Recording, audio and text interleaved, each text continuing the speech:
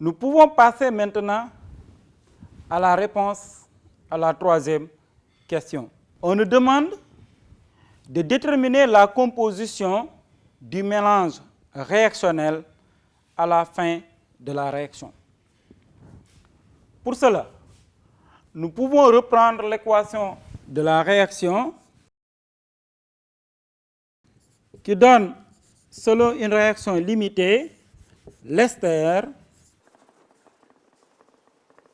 plus de l'eau. À T égale 0, l'instant juste où on met les réactifs en contact, le nombre de moles de l'acide est égal à 1 mol. Le nombre de moles de l'acide qu'on va noter N0 acide.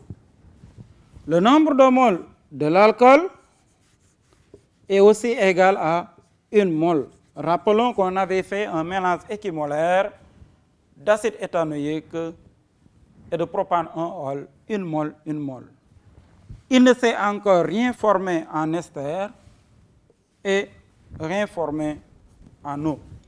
La réaction étant équimolaire, 1 mol, 1 mol, 1 mol, 1 mol, nous pouvons voir que si 1 mol d'alcool disparaît, il apparaît 1 mol d'ester.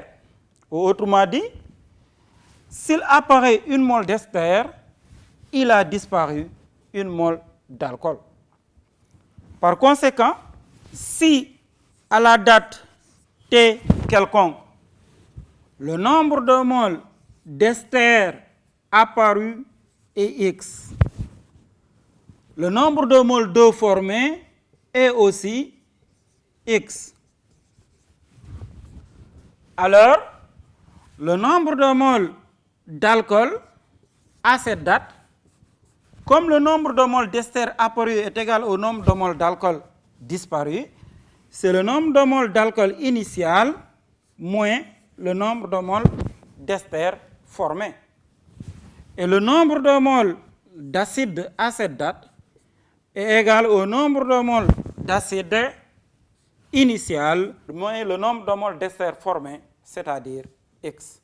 Nous pouvons le constater à la fin de la réaction à T final, le nombre de moles d'ester est égal à X final et c'est égal à 0,67 mol.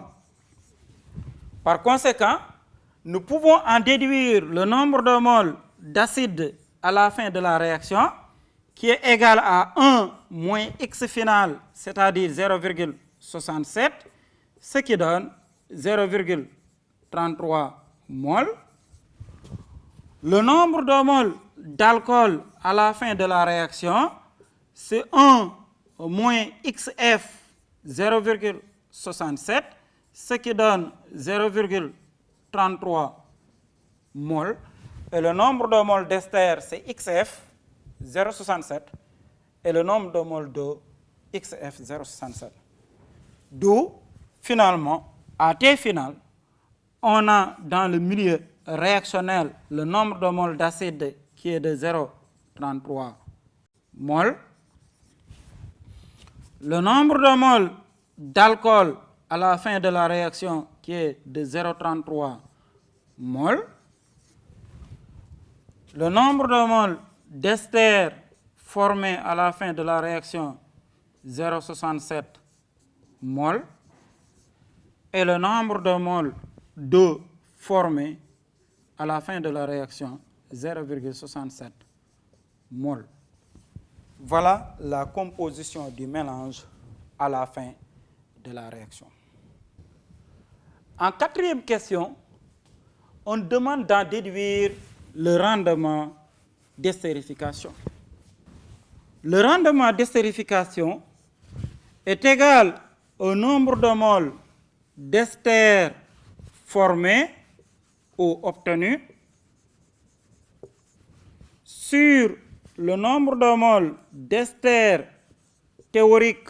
On entend par théorique si la réaction était totale, multiplié par 100.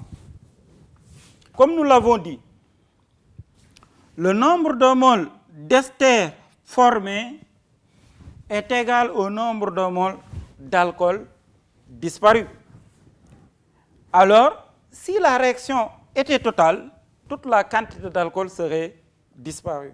Par conséquent, nous pouvons dire que le rendement est égal au nombre de moles d'ester obtenus à la fin de la réaction par le nombre de moles initial d'alcool multiplié par 100. Nous pouvons rappeler que la réaction se fait dans des conditions stéchiométriques, le nombre de moles d'acide étant égal au nombre de moles d'alcool. Alors, le rendement est égal à nombre de moles d'ester obtenus à la fin de la réaction, 0,67, par le nombre de moles d'alcool initial, 1 mol, multiplié par 100. Et on trouve un rendement de 67%.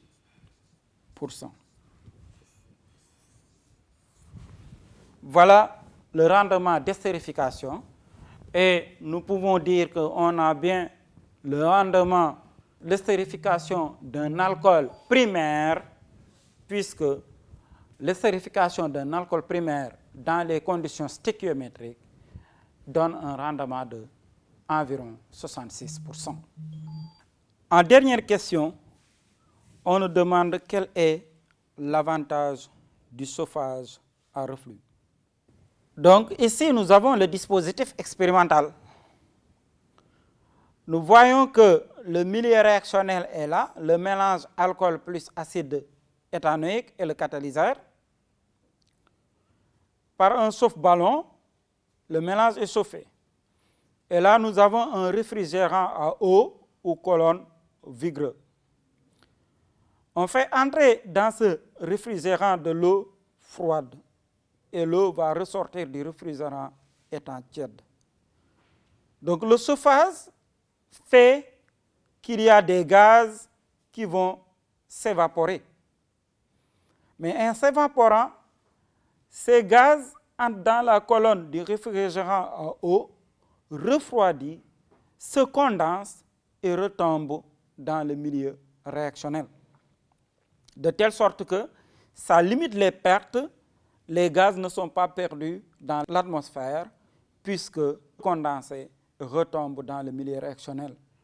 L'avantage du chauffage à reflux, c'est d'améliorer le rendement d'estérification.